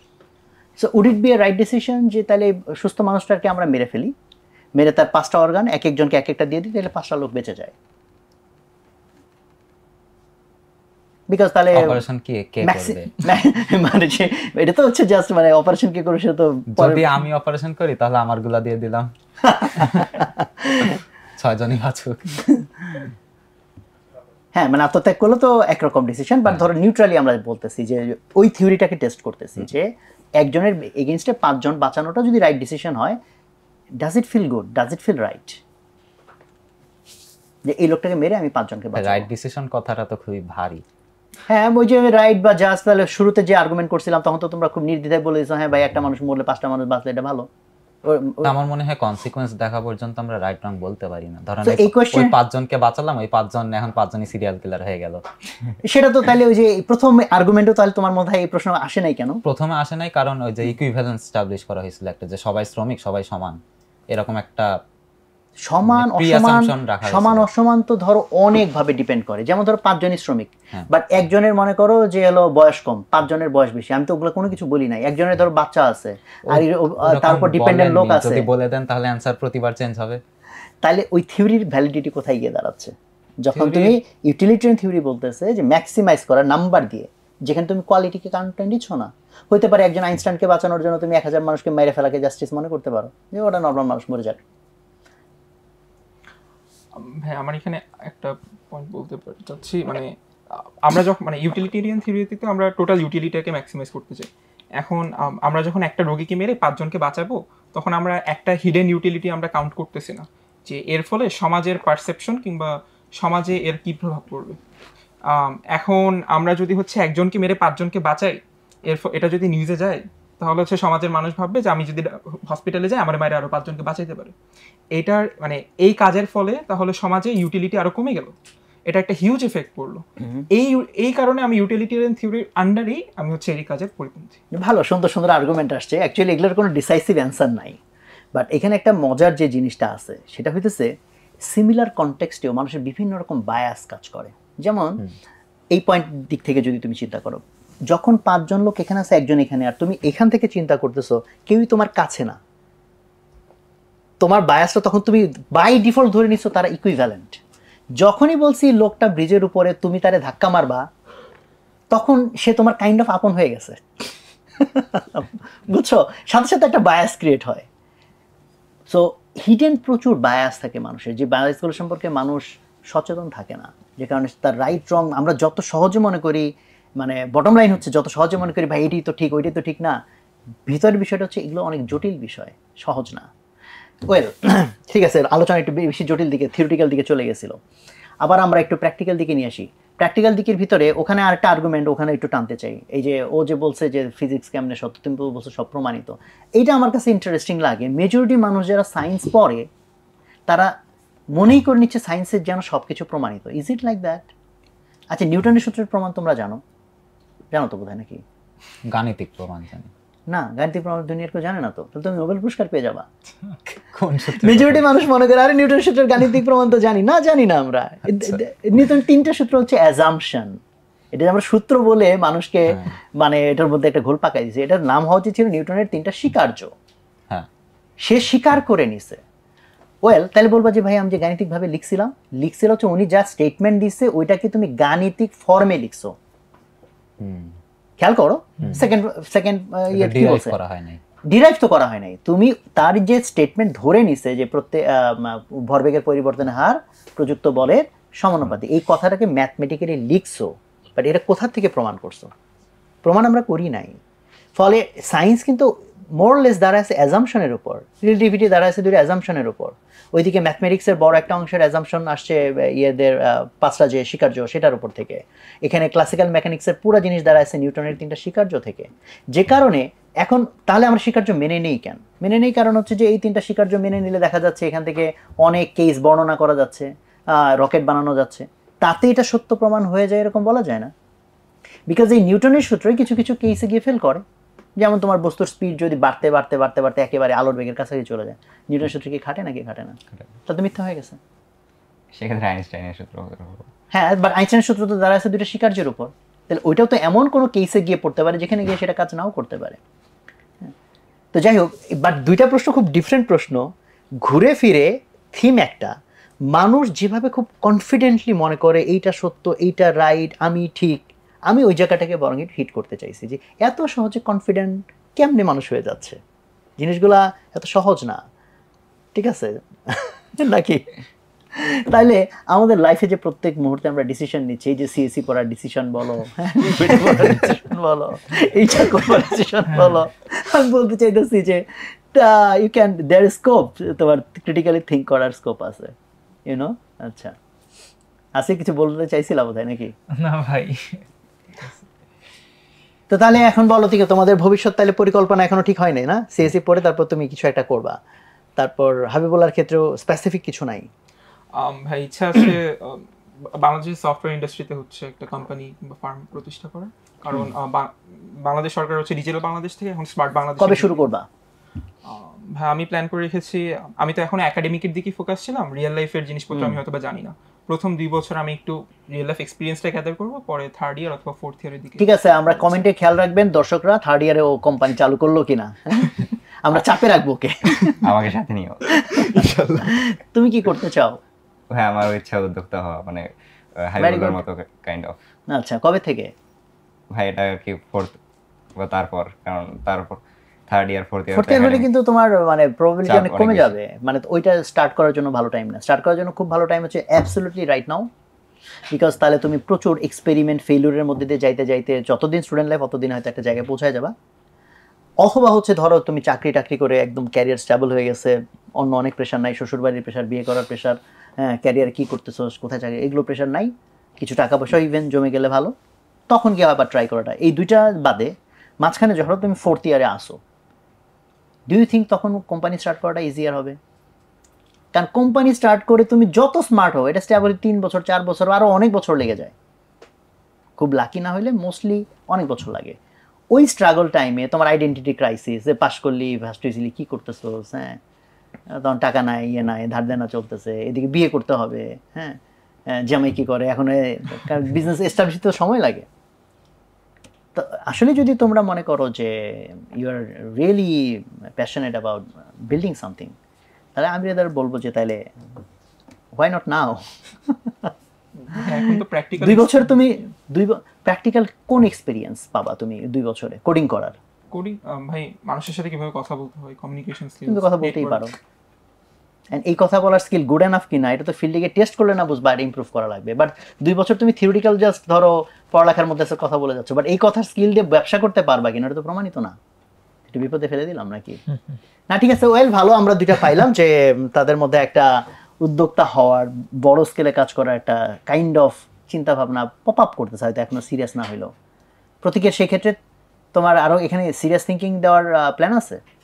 তুমি তো খুব ডিফিকাল্ট স্মার্ট কোয়েশ্চেন করছো, সো আমি তো ফাইনালি করার জন্য করলাম। আপাতত সেরকম প্ল্যান নাই। ওকে, দেওয়া লাগবে, লাগবে না তা না, তো কখন দেবো সেরকম প্ল্যান নাই আর কি। ওকে, হয়তো হঠাৎ করে আবিষ্কার করবো যে এখন দেওয়া লাগতেছে, বা আগে দেওয়া উচিত ছিল দেই নাই, এরকম হয়তো আবিষ্কার করবো, আমি জানি না। ওকে, না থ্যাংক ইউ। আমরা অনেকক্ষণ আলোচনা করছি, লাস্টের দিকে আমি একটু যেতে চাচ্ছি যে তোমাদের লাইফের কোনো পেইনফুল মেমোরি কি তুমি রিকল করতে পারো? সেটা বাস্তবে দেখছো, পেপারে দেখছো, হোয়াট এভার, মানে যেটা দেখো অনেক বেশি পেইন ফিল হয়েছে। 3 জনের জন্য সেম কোয়েশ্চেন। আচ্ছা, একটা কিন্তু বলতে চাচ্ছি না। টাইপ বলতে পারো, মানে চেপে চুপে, আমরা ধরনটা যদি বুঝতে পারি। ধরনটা বলতে চাচ্ছি না। জগতের কোনো কিছু তোমার কষ্ট দেয় না, এই যে ফিলিস্তিনে মানুষ মেরে ফেলতেছে এরকম, এগুলো কোনো কিছুতে কোনো কষ্ট হয় না? কঠিন প্রশ্ন। খারাপ লাগে এখন, কষ্ট বলতে এক কষ্টের একটা খারাপ লাগে। ফিজিক্যাল অনুভূতি থাকে, সেটা আছে বলবো না ওকে, অনেস্টলি। এনিথিং এলস, অন্য কোনো প্রবলেম, যে ইভেন কষ্ট না বলে আমি যদি বলি ইরিটেট করে? ইরিটেট অনেক কিছুই করে, যেমন আমার কম বেশি সবকিছু বিরক্ত লাগে। তার মধ্যে সবচেয়ে বেশি বিরক্ত লাগে টাইপ? সবচেয়ে বেশি বিরক্ত লাগে মানে মানুষ কি বিরক্ত থাকতে চায় না বিরক্তকে ওভারকাম করতে চায়, মানে বিরক্তির এলিমেন্ট দূর করতে চায়, তাহলে সবচেয়ে যেটা বিরক্ত লাগে তাহলে সেটা তুমি নিশ্চয়ই তোমার লাইফ থেকে সরানোর জন্য প্ল্যান করতে পারো। তাহলে তো মানুষ মেরে ফেলা লাগবে। হ্যাঁ, মানুষকে বিরক্ত লাগে, মানুষ বলতে নির্দিষ্ট মানুষ মেরে ফেলতে হবে কেন? ও যে কারণে বিরক্ত করে, যে অ্যাটিটিউড, সেটা তুমি সেটা চেঞ্জ তো করতে বাদ পারো। দিবে না। বাদ দিবে না। ওকে, খুব ডেঞ্জারাস থিংকিং। না, সাধারণত এরকম চিন্তা করি না, আপনার প্রশ্নের উত্তর দেওয়ার জন্য আর কি। হ্যাঁ বুঝছি, কিছু তুমি একটু একটা- ফান মোডে বলছো, বাট আই থিঙ্ক ডিপ এই কোশ্চেনটা ইম্পর্টেন্ট কোশ্চেন। হাবিবুল্লাহর ক্ষেত্রে ভাই আমার ইরিটেটিং বিষয় লাগে হচ্ছে ইরিটেটিংটা একটু একটু ওয়ার্ড হয়ে যায়, একটু দুর্বল ওয়ার্ড হয়ে যায়। মূলত হচ্ছে যে পেইন শব্দটা মেবি মোর পারফেক্ট ওয়ার্ড। ভাই আমার পেইন অথবা আক্ষেপের বিষয় লাগে যে হচ্ছে হ্যাঁ, আক্ষেপও ভালো শব্দ, আক্ষেপও ভালো শব্দ। ভাই আমার আক্ষেপের বিষয় লাগে যে ভাই আমি মানে প্রিজনার্স ডায়লেমাতে মানে ধরেন দুইজনই যদি বলে যে একে অপরকে দোষী তাহলে দুইজনই ধরা খায়, আর দুইজনই যদি একে অপরকে বাঁচায় তাহলে দুইজনই হচ্ছে বেঁচে যাবে। এখন আমার মনে হয় আমাদের সমাজে সবাই হচ্ছে একে অপরকে দোষী বানাতে ব্যস্ত। সো নিজের আত্মকেন্দ্রিকতা, নিজের লাভ চিন্তা করতে করতে দেখা যায় যে হচ্ছে আমরা আরেকজনের ক্ষতি করে বসি। এই জন্য দেখা যায় যে নিজের at the end of the day নিজের লাভটাই হচ্ছে না। মানে আমি নিজের কথা চিন্তা করে আরেকজনের ক্ষতি করতেছি, আরেকজনও নিজের কথা চিন্তা করে আমার ক্ষতি করতেছে। সো দুইজনেরই ক্ষতি হচ্ছে, সবারই দিন শেষে সবারই লস হচ্ছে। সো আমার মনে হয় আমি যদি কোনো কিছু পারতাম আমি সমাজের এই বৈশিষ্ট্যটা চেঞ্জ করার তুমি তো অলরেডি অনেক লোকের ক্ষতি করে ফেলছো। তুমি এনে সেকেন্ড হইছো, এনে সেকেন্ড হইছো, তুমি জানো কত ফ্যামিলিতে এর জন্য তোমার ফ্রেন্ড সার্কেলে কি পরিমাণ তাদেরকে ঝামেলায় পড়তে হয়েছে। আছে is it right or wrong, তাই না? তুমি যখন ফার্স্ট ইয়ারে গিয়ে তুমি সেকেন্ড ইয়ার পড়া পড়তেছো, অন্য অনেকে বিপদে পড়ে গেছে না, প্রেসারে পড়ে গেছে যায়। হ্যাঁ আমরা কই আছি, ফান করলাম, বাট মানে এটা ডিফিকাল্ট টু ডিফাইন। কারণ ধরো তুমি সেকেন্ড হইছো মানে কিন্তু অনেকের ক্ষতির কারণ হইছো, তাই না? ক্ষতির কারণ বলতে কষ্টের কারণ হইছো। So how to mitigate that? ভাই এটা পরীক্ষাটাই সিস্টেমটা হচ্ছে ভাই কম্পিটিটিভ পরীক্ষা। তো সরবল ভাই, আমি সিস্টেমের শিকার, কি করার আছে? এটাও ভাই একটা সমস্যা আসলে সিস্টেমের বাইরে থেকে, কিংবা যেমন ধরো তুমি এআই নিয়ে কাজ করবা, তখন তো বলবো এখন যে কম্পিটিশন হচ্ছে more and more powerful, more dangerous জিনিস আমরা বানাই ফেলতেছি। ও বলবে ভাই আমি না বানাইলে তো ও বানাবে, তাই না? তাহলে তো আমাকে অ্যাটলিস্ট সেলফ ডিফেন্স করতে more and more powerful weapon কেন তৈরি হয়? বিকজ ভাই আমি না বানালে তো ও বানাবে। So difficult. বাট এইটা কি তুমি ঠিক আছে মানে এটা সলভেবল সিনারিওর মধ্যে যদি আনো, এটা তো বেশি হয়তো থিওরিটিক্যাল কমপ্লেক্স হয়ে গেল, যে অন্য কেউ অন্য কাউকে, তোমার পয়েন্টটা কি ছিল যে মানে খারাপ বলবে না, নেগেটিভ বলবে না, পজিটিভ বলবে, যে ডাকাত যে চোর তাকেও। না ভাই মানে আচ্ছা বিষয়টা হয়তো বুঝিনি। মানে আমি বলছিলাম যে আমরা নিজের স্বার্থ দেখতে দেখতে আমরা সামষ্টিক স্বার্থের চিন্তা করি না, এই কারণে আমরা সামষ্টিকভাবে সেখানে তোমার কোনো চিন্তা আছে যে এই জিনিস সমাধানে তোমার কোনো ভূমিকা থাকতে পারে? ভাই আমি দুইটা জিনিস বলতে পারি, যে প্রথমত হয়তোবা আমার একটা কিছু সংখ্যক অডিয়েন্স আছে, কেউ মানে আমি কিছু বললে হয়তোবা কেউ এটা শুনবে, সো আমি সেদিক থেকে হয়তোবা কাজ করতে পারি, এটা একটা বিষয়। আর ভাই দ্বিতীয় বিষয়ে আমার কাছে একটা আইডিয়া আছে কিন্তু এটার ইমপ্লিমেন্টেশন আমার কাছে নাই।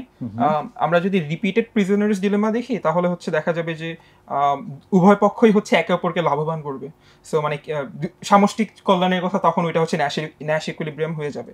সো এটার ইমপ্লিমেন্টেশনটা আমার মনে হয় দরকার, যে আমরা কিভাবে হচ্ছে কন্টিনিউড অথবা রিপিটেড প্রিজনার্স ডিলেমাতে আমরা হচ্ছে মুভ অন করতে পারি। এটাতে যদি মুভ অন করা যায় তখন আমার তো ধরো তুমি এখন রাইট নাও স্টুডেন্ট, সো এখনকার সিনারিওতে তুমি হয়তো অন্য সিনারিও না জানো, এজ এ স্টুডেন্ট তুমি সিনারিওগুলো জানো, তো এই জায়গা থেকে তুমি কোনো প্র্যাকটিক্যাল এটার কোনো অ্যাপ্লিকেশন দেখতে পাচ্ছ? জি ভাই প্র্যাকটিক্যাল অ্যাপ্লিকেশন দেখতে পারি। যেমন ফর এক্সাম্পল তুমি একটা স্টুডেন্টকে হেল্প করলা। এক্স্যাক্টলি ভাই আমি বিষয়টা বলি, মানে ধরেন আমার কিছু নটরডেমের খুব কিছু ক্লোজ ফ্রেন্ড আছে, ওরা যদি আমাকে প্রয়োজনের সময় হেল্প না করতে আমি আজকে এই জায়গায় থাকতাম না। সো ওরা যেমন আমাকে হেল্প করেছে আমি ওদেরকে হেল্প করেছি, সো এর মাধ্যমে আমাদের সবারই হচ্ছে বুস্ট আপ হয়েছে। এখন এই যে আমাদের যে জার্নিটা, এটা যদি আমরা সবাইকে জানাতে পারি তাহলে হয়তো বা দেখা যাবে যে স্টুডেন্ট লাইফে আমরা হচ্ছে এই রিপিটেড প্রিজনার্স ডিলেমাই তো বিষয়টা, এটা আমি ওকে হেল্প করবো, সে আমাকে হেল্প করবে। সো কন্টিনিউড হেল্পের মাধ্যমে সামষ্টিক উন্নয়ন হচ্ছে। খুব ভালো, এই বিষয়টা জানানো উচিত আমার মনে হয়। হ্যাঁ আমি এই জন্য পরের প্রশ্নটা এই জন্য করলাম। প্রথম প্রশ্ন যখন তুমি বলছো আমরা জাস্ট এগুলো বলবো, মানুষ আসলে যা শোনে এটা ফলো করে না, মানুষ যা দেখে এটা ফলো করে। সো তুমি বললা ভাই আমাদের অন্যকে হেল্প করা দরকার, এই বক্তব্য হয়তো 20 বার 30 বার 50 বার দিয়েও লাভ হবে না, বাট বক্তব্য দেওয়া বাদে তুমি ডেমনস্ট্রেট করছো, ইউ কুড ডেমনস্ট্রেট যে ভাই দেখেন, আমি বলাও লাগে না যে হ্যাঁ মানুষ জানলো বা সামহাও যে হ্যাঁ আমি আমার নিজের টাইম খরচ করে ওকে একটা ম্যাথ বুঝাইছি, বা আমি নিজের স্বার্থ দরকার হলে কম চিন্তা করো, ওর স্বার্থ। ওয়েন ইউ ডেমনস্ট্রেট তখন other people will start following you. এই জন্য বলছি যে বলাটা আসলে খুব জরুরি না বা কাজ করে না, কাজ করে হচ্ছে আমি এটা আমার আচরণ দিয়ে দেখাইতে পারলাম কিনা। ঠিক আছে, তাহলে এটা যদি তোমার একটা জায়গা হয়, খুব আক্ষেপের জায়গা হয়, ইটস এ গুড থিং যে তাহলে তুমি চিন্তা করো তোমার আরো কত কত কত কত অ্যাক্টিভিটি থাকতে পারে এটাকে ডেমনস্ট্রেট করার জন্য, নাকি? শুভ, তোমার আক্ষেপ, কষ্ট, দুঃখ কি নিয়ে আছে? কোনো স্পেসিফিক স্মৃতি অথবা কোনো? হ্যাঁ, যখন দেখি যে একটা ফ্রেন্ড আরেকটা ফ্রেন্ডকে নিয়ে ঈর্ষা বা হিংসা করতেছে, এটা আমার সাথে ঘটে নাই, কিন্তু আমি অনেকে দেখছি যে হচ্ছে দুইটা ক্লোজ ফ্রেন্ড এই হিংসার কারণে দেখা যাচ্ছে ওদের সম্পর্ক নষ্ট হয়ে যাচ্ছে। আচ্ছা, তো এটা সমাধানে তুমি কি করতে পারো? ভাই আমার ফ্রেন্ডশিপের কথা বলতে পারি আর কি, এর চেয়ে আর বেশি তো বলতে পারবো না। ওকে, কলেজে অনেক ফ্রেন্ড ছিল, অনেক হেল্পফুল ছিল। আচ্ছা, এই কোয়েশ্চেন করার পারপাসটা বলি। পারপাসটা হইতেছে যে মানুষ যারা ইম্প্যাক্টফুল বড় কাজ করে এটা মোস্টলি প্লেজার ড্রিভেনের চেয়ে পেইন ড্রিভেন। কোনো একটা পেইন, কোনো একটা এরকম কষ্ট, আক্ষেপ এত প্রচণ্ডভাবে তার ভিতরে কাজ করে যেটা তাকে কন্টিনিউয়াসলি পোক করে, যেটা থেকে আলটিমেটলি সে ওই বড় কাজটা করে। সো এই জন্য এটা আবিষ্কার করার চেষ্টা করা যে ওই যে বলে না যে ভাই আমার প্যাশনের জায়গা, অ্যাকচুয়ালি প্যাশনের জায়গার চেয়ে আমি বলবো মোস্টলি পেইনের জায়গা, এটা মোর ইম্পর্টেন্ট। যদি তুমি সেটা খুঁজে বের করতে পারো যেটা ডিপলি রুটেড উইদিন ইউ, তোমার ভিতরে খুব গভীরভাবে শিকড় গেড়ে আছে, তখন এটা হেল্পফুল হয় আমার লাইফের। আমি কোন কাজটা করলে ট্রুলি আমি ফিল করবো যে আমি ভালো কাজ করছি, এবং তোমার মোটিভেশন অভাব হবে না, তোমার কাছে মিনিংফুল মনে হবে লাইফটাকে। তো যাই হোক, আলহামদুলিল্লাহ আমরা অনেকক্ষণ আলাপ আলোচনা করছি, তোমাদেরকে অভিনন্দন জানানো হয় নাই এখন পর্যন্ত। আমরা অফিসিয়ালি তোমাদেরকে অভিনন্দন জানাচ্ছি, বিকজ তোমরা বাংলাদেশের এই বিশাল দেশ যেখানে কোটি কোটি 18 কোটি মানুষ, পৃথিবীর 7th লার্জেস্ট কান্ট্রি আমরা, যদিও সাইজে ছোট বাট অ্যাকচুয়ালি বড় দেশ। সেই বড় দেশের মধ্যে বাংলাদেশের one of the top most ইউনিভার্সিটির টপ মোস্ট রেজাল্ট তোমরা করেছো। সো সেদিক থেকে যেমন একদিক থেকে তোমাদের জন্য কনগ্রেচুলেশন, আর এই কোয়েশ্চেন্সগুলো করার মাধ্যমে তোমাদেরকে অ্যাওয়্যার করা তোমাদের দায়িত্ব এখন অনেক বড়। People will start following you, তোমাদের কাজ, তোমাদের পদক্ষেপ, তোমরা কি করতেছো বলতেছো সেটা অন্য মানুষের জন্য ইন্সপাইরেশনের বিষয় হবে। সেই জায়গা থেকে তোমরা যদি তোমাদের লাইফকে ওইভাবে ডিজাইন করো তাহলে শুধু তোমার লাইফে তুমি নিজেকে না, অন্য অনেক ইম্প্যাক্ট করতেছো। তো এই তো। আর তারপরে যদি কনক্লুডিং তোমাদের কোনো কোয়েশ্চেন বা রিমার্ক বা কোনো কিছু বলার থাকে, ইভেন ফাইনাল হিসেবে এটা হইতে পারে, তোমরা যদি তোমাদের দিক থেকে তোমাদের যারা জুনিয়র স্টুডেন্ট ওদেরকে কোনো একটা উপদেশ, তোমার লাইফের লেসন অথবা তোমার কোনো ফেভারিট কোটেশন শেয়ার করতে চাও, এটা একটা ফাইনাল রাউন্ড হতে পারে। কে শুরু করবা জুনিয়রদের উদ্দেশ্যে? তুমি যা তোমার কোনো একটা আন্ডারস্ট্যান্ডিং অ্যাডভাইস। ভাই আমার কাছে একটা কোট খুবই ভালো লাগতো, এটা হচ্ছে 3 ইডিয়টস থেকে, না কামিয়াব बनने के लिए नहीं কাবিল बनने के लिए পড়ো। মানে নিজের যোগ্যতা অর্জনের জন্য পড়াশোনা করো, কিন্তু হচ্ছে সফলতা কিংবা অর্থ অথবা বিত্ত অথবা ক্ষমতা অথবা ফেম এদের জন্য হচ্ছে পড়াকে হচ্ছে নিরুৎসাহিত করা। হ্যাঁ, মানে সফলতা না, ঠিক সার্থকতার জন্য, সার্থকতার জন্য, এক্স্যাক্টলি। মানে নিজের সেলফ ফুলফিলমেন্টের জন্য হচ্ছে পড়াশোনা করাটা দরকার। সেজন্য আমার মনে হয় বুঝে পড়াটা দরকার, তাহলে সেলফ ফুলফিলমেন্টটা আসবে। ওকে, তুমি তোমার লাইফে কেমন সৎ ছিলা? চেষ্টা করতাম সবসময়, কিন্তু সবসময় পারো নাই। কত পার্সেন্ট টাইম পারছো? ভাই মনে হয় 95%। যাক, আলহামদুলিল্লাহ, খারাপ না, A+ এর চেয়ে বেশি। ঠিক আছে, তাহলে অন্তত মানুষজন ইন্সপায়ার্ড হতে পারে। বাকি 5% রিকভার করার ইচ্ছা আছে কিনা? জি ভাই, অবশ্যই ইচ্ছা আছে। মাশাআল্লাহ, ঠিক আছে। প্রতীক? হ্যাঁ, আমার মনে হয় যে আমাদের অনেক রোল মডেল বলেন, আইডল বলেন, যাই বলেন, এসব থাকে, এদের কাছ থেকে ইন্সপিরেশন ড্র করা উচিত, কিন্তু এদেরকে রেপ্লিকেট করার একটা চেষ্টা আছে, মানে বর্তমানে দেখা যায়। এগুলা করলে আমার মনে হয় না নিজের খুব একটা লাভ বা সফলতা যাই বলেন না কেন। আমাদের ফিল্ডে খুব কমন উদাহরণ এই যে ভাই আপনি কয় ঘন্টা পড়েন, আপনি কিভাবে পড়েন, তা আমাকে জিজ্ঞেস করলে বলে যতক্ষণ ইচ্ছা হয় পড়ি। কিভাবে পড়েন? এই যে বই খুলে চোখ দিয়ে পড়ি। এর চেয়ে বেশি রেপ্লিকেট করার কোনো চেষ্টার প্রয়োজন আছে বলে আমার মনে হয় না। ওকে বলছি যতক্ষণ পড়বে, চোখ দিয়ে পড়তে বলছি পড়বে, বাকিটুক নিজেকে ফিগার আউট করা উচিত। আর ফিগার আউট করাটা কঠিন, যে পরিশ্রমের একটা বড় অংশই যে আমি কিভাবে কি করবো ফিগার আউট করা, এগুলোই করে না। যে মানে আমি যে না খেয়ে একদম সারাদিন পড়বো, এইটা পরিশ্রম না। তো এই জিনিসগুলো আমার মনে হয় বুঝানোর একটা দরকার আছে। এই কথাগুলো অনেকে বলে, কিন্তু আমার মনে হয় না কেউ বোঝে আসলে। ওকে, তুমি আরেকটু চেষ্টা করতে পারো তোমার লাইফের এক্সপিরিয়েন্স দিয়ে আরো এটা কনভে করার জন্য। আমার এক্সপিরিয়েন্স দিয়ে বলতে গেলে এই এই কথাটারই আর কি রিফ্লেকশন, যে আমি কখনো এই যে অমুক অত ঘন্টা পরে বলে আমি অত ঘন্টা পড়বো এটা কখনো করার চেষ্টা তুমি করি না। তোমার জায়গা থেকে জেনুইন থাকার চেষ্টা করো, যেটা আমার সেলফ। গুড। এট বেস্ট ওই যে অ্যাডভাইস নেওয়া যেতে পারে যে এইটা ভুল বা যেটা যার এইভাবে ভালো করলে- সেটা আমি নিতে পারি, জি, জি। বাট তাকে জাস্ট কপি করা হ্যাঁ, সেটা না। যেমন ওই যে পড়ার কথাই তো বললাম যে এত ঘন্টা না পড়ে এইটা অ্যাডভাইস নেওয়া যেতে পারে যে ধরেন এইটুক সময় পরে রেস্ট মানে দুপুরে ঘুমানো উচিত না বিকালে ঘুমায় রেস্ট নেওয়া উচিত, অথবা মানে না খেয়ে একটানা পরে তারপরে খেতে বসবা এরকম করা উচিত না, ব্রেক নেওয়া উচিত, এই জাতীয় জেনারেল গাইডলাইন্স হয়তো নেওয়া যেতে পারে। বাট এক্স্যাক্টলি স্টিল এটা তো সবার স্টাইল ফিট করবে না, কারো হয়তো রাতে পড়লে খুব ভালো কাজ করে, এটাই তো বলতেছি যে আমার ক্ষেত্রে যেমন দুপুরের পরে খুব ভালো কাজ করতো। আচ্ছা, তো এরকম জেনারেল গাইডলাইন নেওয়া যেতে পারে, বাট ওই যে ওই ভাই ওইটা করতো আমি ওইটা করবো এরকম করলে হবে না। ওকে, আসলে ভাই সবারই তো আসলে স্ট্রেংথ আর উইকনেসের জায়গা আছে, তো কার স্ট্রেংথ কি আর কার উইকনেস কি এটা ও নিজে ছাড়া আসলে অন্য কেউ বুঝতে পারে অত ভালো কথা না। তো ওই স্ট্রেংথ আর উইকনেস অনুযায়ী নিজেকে নিজেই নিয়ে ভাবতে হবে, আসলে নিজেকে নিজে ভাবলে তারপর ওই অনুযায়ী কাজ করলে আলটিমেটলি সাকসেসফুল। হ্যাঁ, তাহলে বটম লাইন এটা বলতে পারি যে আল্লাহ আমাদেরকে তো একটা মাথা দিছে, এই মাথাটাকে কাজে লাগাইতে হবে, তাই না? জাস্ট ব্লাইন্ডলি ফলো করা মানে তো জাস্ট মিনিংফুল কিছু না, কারণ প্রত্যেকটা কনটেক্সট আলাদা, প্রত্যেকটা ব্যক্তি আলাদা, প্রত্যেকটা সিচুয়েশন আলাদা, সারা দুনিয়া ইউনিক, তাই না?